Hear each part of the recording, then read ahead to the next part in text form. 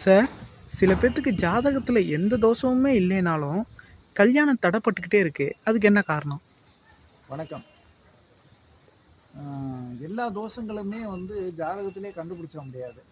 அந்த ஜாதகத்தில் தோஷமே இல்லைன்னாலும் கூட அந்த குடும்பத்தில் உள்ள சில பழக்க வழக்கங்கள்லாம் விசாரித்து பார்க்கும்போது அந்த என்ன காரணத்தினால தடைப்படுதுங்கிறத நம்ம ஈஸியாக கண்டுபிடிச்சிடலாம். அது மாதிரி தான் சில பேரோட ஜாதகத்தில் பார்த்தீங்கன்னா தோஷமே இல்லாமல் இருக்குது, ஆனால் கல்யாணம் தடைப்பட்டுக்கிட்டே இருக்குது. அதில் சில பேரோட ஜாதகங்கள்லாம் பார்த்துட்டு அவங்க குடும்பத்தில் விசாரித்து பார்க்கும்போது பார்த்தீங்கன்னா அவங்க குடும்பத்தில் இந்த முன்னோர்களுக்கு செய்ய வேண்டிய கர்மாக்கள், அந்த அமாவாசை திதி, வருஷா வருஷம் அவங்க இறந்து போன அன்னைக்கு செய்யக்கூடிய திதி, இதெல்லாம் அவங்க செய்யறதே கிடையாது. செய்யாமலே இருக்கிறது அது ஒரு சுமையாக இருந்து அந்த குடும்பத்தில் சுபகாரியங்கள் நடத்த விடாமல் தடையாகவே இருந்துகிட்டு இருக்கு. இதெல்லாம் பார்த்துட்டு சரி இந்த அமாவாசைக்கு அமாவாசை நீங்கள் அமாவாசை திதி கொடுங்கன்னு சொல்லி ஒரு 3 நாள் அமாவாசை தேதி கொடுக்கும் போதே அந்த பொண்ணு அவங்க வீட்டில் கல்யாணம் தடைப்பட்டிருக்கவங்களுக்கு கல்யாணம் நிச்சயம் ஆகி கல்யாணம் நடந்ததெல்லாம் நான் நிறைய பேர்த்த பார்த்துருக்கேன்.